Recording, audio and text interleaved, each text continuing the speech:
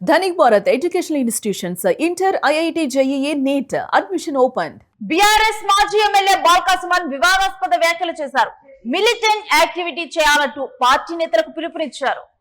ధర్నాలు, రహదారి దిగ్బంధాలకు రైతులు రావటం లేదంటూ అసహనం వ్యక్తం చేశారు. అందుకని చెప్పి మిలిటెంట్లు యాక్టివేట్ చేయండి, రైతు దర్బార్లో బీఆర్ఎస్ నేతలే తప్ప అసలు రైతులే లేరంటూ తాను కామెంట్స్ చేశారు. సోషల్ మీడియాలను ప్రెస్ మీట్లు పెట్టడంలో ఉపయోగం లేదంటూ బాల్కా సుమన్ వ్యాఖ్యానించారు. మందమర్రిలో సింగరేణి జిఎం కార్యాలయం తగలబెట్టండి అంటూ సంచలనమైన పిలుపునిచ్చారు. హైదరాబాద్ లో సింగరేణి కార్యాలయాన్ని కాల్ చేయండి అంటూ కామెంట్స్ చేశారు. రైలు రోకో పేరుతో రైల్వే లైన్లను కోసి పారేయండి అంటూ బాల్కా సుమన్ చెప్పారు. ఇక 3 నెలలు జైల్లో ఉంటే సరే అంటూ బాల్కా సుమన్ అన్నారు.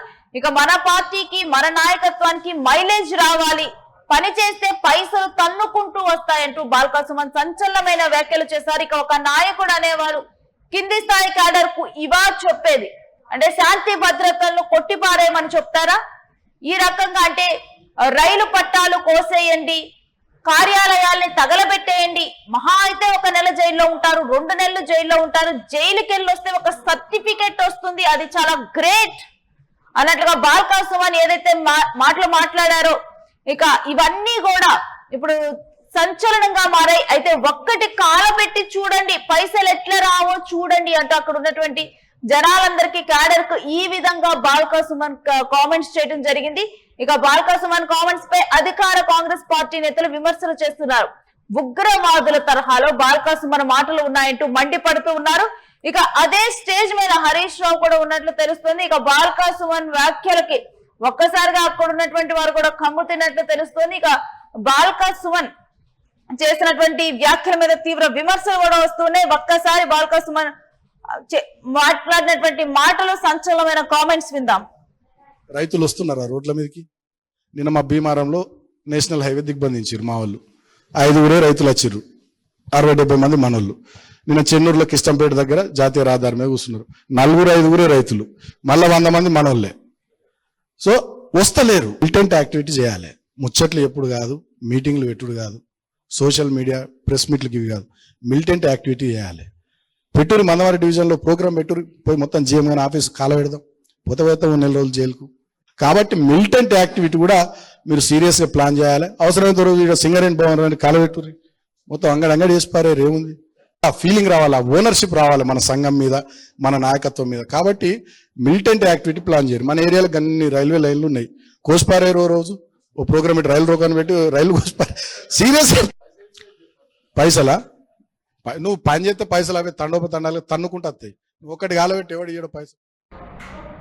ఇక బాల్కా సుమన్ మాట్లాడినటువంటి ఈ వ్యాఖ్యలు అయితే కేసీఆర్ కి దత్తపుత్రుడిగా బాల్కా సుమన్ అంటూ ఉంటారు. ఇక మరొకవైపు కేటీఆర్ కి సన్నిహితుడు బాల్కా సుమన్, బాల్కా సుమన్ అని చెప్తూ ఉంటారు. అలాంటిది అదే స్టేజ్ మీద హరీష్ రావు కూడా ఉన్నారు, ఇంకా ఇతర నేతలు కూడా ఉన్నారు. వాళ్ళందరూ ముందర బాల్కా సుమన్, మాజీ ఎమ్మెల్యే బాల్కా సుమన్ ఈ విధంగా మాట్లాడుతూ అక్కడ ఉన్నటువంటి కార్యకర్తలకు దిశానిర్దేశం చేయటం, పార్టీని జనాలు ఓన్ చేసుకోవాలంటే మనం పెట్టినటువంటి మీటింగులకు రైతులు, జనాలు ఎవరూ రావటం లేదు, మనం మాత్రమే ఉంటున్నాం, అందుకని మీరు కార్యాలయాలు తగలబెట్టండి, అక్కడ ఉన్నటువంటి రైల్వే పట్టాలను కోసేయండి, నేను నిజంగానే చెప్తున్నానంటూ బాల్కా సుమన్ ఈ రకంగా మాట్లాడటం తీవ్ర సంచలనంగా మారింది. దీనికి సంబంధించినటువంటి డీటెయిల్స్ మా ప్రతినిధి సత్యాన్ని అడిగి తెలుసుకుందాం. ఎస్ సత్య, ఒక ఉగ్రవాదుల తరహాలో బాల్కా సుమన్ మాట్లాడారు అంటూ ఇటు కాంగ్రెస్ మండిపడుతూ ఉంది. ఇక బాల్కా సుమన్ వ్యాఖ్యల గురించినటువంటి పూర్తి డీటెయిల్స్ ఏంటి? బీఆర్ఎస్ మాజీ ఎమ్మెల్యే బాల్కా సుమన్ చేసినటువంటి వ్యాఖ్యలు ఇప్పుడు తెలంగాణ రాష్ట్ర వ్యాప్తంగా, తెలంగాణ రాజకీయాల్లో తీవ్ర సంచలనాన్ని, దాంతో పాటు వివాదాన్ని కూడా రేకెత్తిస్తున్న పరిస్థితి కనబడుతోంది. అయితే బాల్కా సుమన్ మాట్లాడుతూ కేవలం ప్రెస్ మీట్లు, సోషల్ మీడియా పోస్టులు లాభం లేదు, మనకి ఉనికి చాటుకోవాలంటే, మనం ఉన్నామని తెలియాలంటే ఒక మిలిటెంట్ అంటే మిలిటరీ వాళ్ళు ఎట్లా యాక్టివిటీ చేస్తారో ఆ తరహాలో ఉధృతమైనటువంటి పోరాటాలు చేయాలంటూ కూడా పార్టీ శ్రేణులను పిలుపునిచ్చారు. సో దీనికి సంబంధించి చాలా కీలకమైనటువంటి ఆదేశాలు కూడా చేశారు.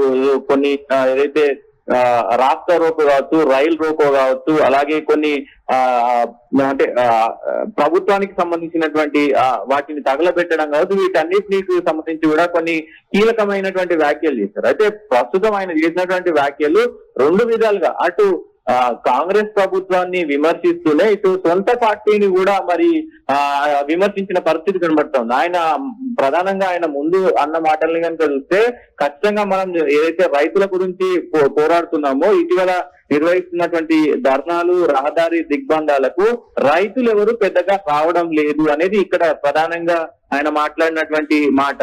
కేవలం 4-5 రైతులు వస్తున్నారు, మిగతా వాళ్ళంతా బీఆర్ఎస్ నాయకులే ఉంటున్నారు అనేది ఆయన మాట్లాడారు. సో ఈ వ్యాఖ్యల్ని కనుక బీఆర్ఎస్ పార్టీ ఇప్పుడు ఎలా చూడబోతుంది? బీఆర్ఎస్ పార్టీలో ఎందుకంటే అత్యంత సన్నిహితంగా ఉంటారు, కేటీఆర్ కి అత్యంత సన్నిహితంగా ఉంటారు, కేటీఆర్ కి అయితే మరి చేదోడు వాదోడుగా ఉంటారు కాబట్టి ఖచ్చితంగా వాళ్ళిద్దరికి అంటే పార్టీ పెద్దలైనటువంటి ఇద్దరికి కూడా చాలా సన్నిహితుడు, చాలా అంటే ఫ్యామిలీ లాగా ఉంటారు కాబట్టి ఖచ్చితంగా ఆయన చేసినటువంటి వ్యాఖ్యలు ఇప్పుడు ప్రస్తుతం బీఆర్ఎస్ పార్టీలోనే కొంత వివాదాస్పదానికి తారీసిన పరిస్థితి అయితే కనబడతా ఉంది రేణు. ఎందుకంటే ఎవరు రావట్లేరు అనే వర్డ్ ఏదైతే ఉందో అంటే మన బీఆర్ఎస్ కార్యకర్తలు తప్ప రైతులు ఎవరు బీఆర్ఎస్ పార్టీని మరి అంటే బీఆర్ఎస్ పార్టీ చేస్తున్నటువంటి ధర్నాలోకి పెద్దగా మొగ్గు చూపెట్టలేదు అనేది అయితే మరి స్పష్టంగా చేశారు ఈ వ్యాఖ్యలతో. ఈ రకమైన వ్యాఖ్యలు బాల్కా సుమన్ చేస్తుంటే అదే స్టేజ్ మీద హరీష్ రావు అదేవిధంగా ఇతర నేతలు కూడా ఉన్నట్లు తెలుస్తోంది. మరి అంటే సీనియర్స్ అక్కడ ఉన్నప్పటికీ బాల్కా సుమన్ చేసినటువంటి వ్యాఖ్యలు ఇంకా చర్చనీయాంశంగా మారుతున్నాయి.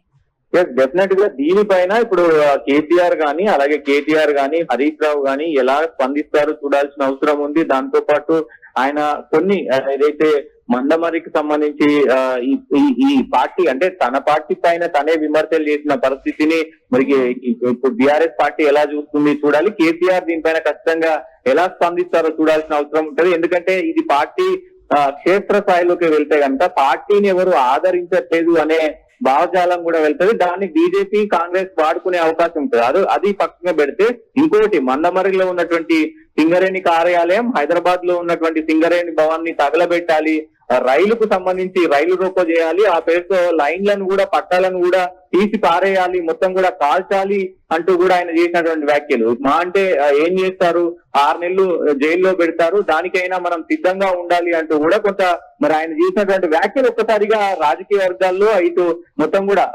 చర్చనీయాంశంగా మారిన పరిస్థితి కనబడతా ఉంది. ఇటు కాంగ్రెస్ పార్టీకి సంబంధించినటువంటి నాయకులందరూ కూడా పెద్ద ఎత్తున విమర్శలు అయితే చేస్తా ఉన్నారు. అంటే బాల్కా సుమన్ ఏ రకంగా మాట్లాడినప్పటికీ అవి తప్పుడు సంకేతాలు మాత్రం జనాల్లోకి వెళ్తూ ఉన్నాయి తన వ్యాఖ్యలను విన్నప్పుడు. మరి దీని మీద బాల్కా సుమన్ ఏమైనా స్పందించే అవకాశం ఉందా? ఖచ్చితంగా ఇప్పుడు ఆయన మరి ఎలాంటి వివరణ ఇస్తారు, పార్టీ ఎలాంటి సూచన చేస్తుంది, పార్టీ ఎలాంటి నిర్ణయాలు తీసుకుందా అనేది చూడాల్సిన అవసరం ఉంది. ఇప్పటికే కాంగ్రెస్ సంబంధించినటువంటి వాళ్ళందరూ కూడా బాల్కా సుమన్ పైన ఫైర్ అవుతున్నారు. విప్లు ఎవరైతే బల్మూర్ వెంకట్ కావచ్చు, అద్దంకి దయాకర్ కావచ్చు, అందరూ కూడా బీజేపీకి ఇప్పటికే అధికారికంగా ఫిర్యాదు చేశారు. సో ఎందుకంటే ఈ మొత్తం ప్రభుత్వ ఆస్తులను తగలబెట్టడం ఏంటి, రైల్వే లైన్లను ధ్వంసం చేయడం ఏంటి, సో ఇట్లాంటి ఒక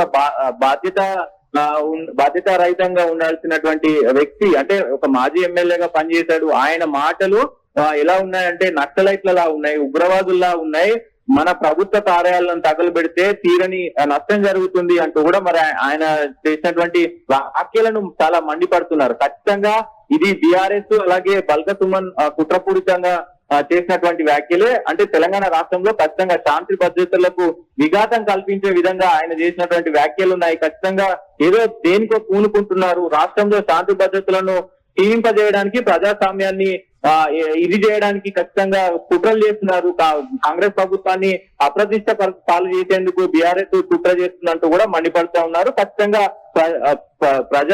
ప్రజలకు సంబంధించినటువంటి ఇప్పుడు సింగరేణి భవన్ అయినా అలాగే రైల్వే పట్టాలైనా వేరే ఏ భవనాలైనా తగలబెడితే ఖచ్చితంగా అది మళ్ళీ జనాల మీదే పడుతుంది, ప్రజల మీదే పడుతుంది. కాబట్టి మరి ఇట్లాంటి బాధ్యత రహితంగా ఉండాల్సినటువంటి ఎమ్మెల్యేలే ఇలా వ్యాఖ్యలు చేయడం ప్రస్తుతం ఒక్కసారిగా తెలంగాణ రాష్ట్ర వ్యాప్తంలో రాజకీయ వర్గాల్లో కొంత ఈటెక్కిన పరిస్థితి కనబడుతా ఉంది.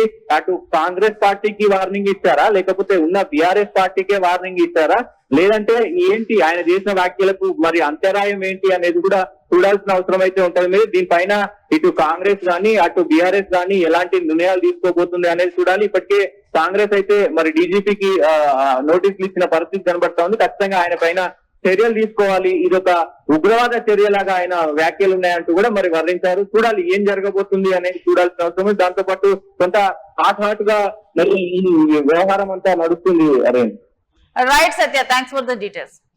ఇంకా బాల్కా సుమన్ మాటలు ఇప్పుడు తీవ్ర చర్చనీయాంశంగా మారాయి, సంచలనంగా మారాయని చెప్పాలి. బాల్కా సుమన్ ఒక మిలిటెంట్ యాక్టివేట్ చేయమన్నారు, కానీ తాను చేసినటువంటి వ్యాఖ్యలు మాత్రం ఉగ్రవాదుల తరహాలో ఉన్నాయంటూ మండిపడుతూ ఉన్నాయి. ఇటు కాంగ్రెస్ దీని మీద బాల్కా సుమన్ గురించి డీజీపీకి ఫిర్యాదు చేసినట్లు తెలుస్తోంది.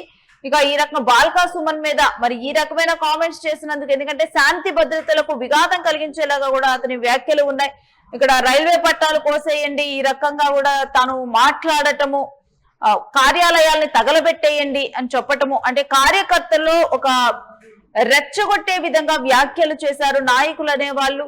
ఈ రకమైన వ్యాఖ్యలు చేస్తే కింది స్థాయి కార్యకర్తలు ఇంకా ఏ రకంగా రెచ్చిపోతారు, కావాలని చెప్పే ఈ రకంగా బాల్కా సుమన్ మాట్లాడారు అంటూ కూడా బాల్కా సుమన్ మీద మరి ఏదైనా యాక్షన్ తీసుకుంటారా? ఇప్పటికే కాంగ్రెస్ దీని మీద ఏకిపారేస్తూ ఉంది.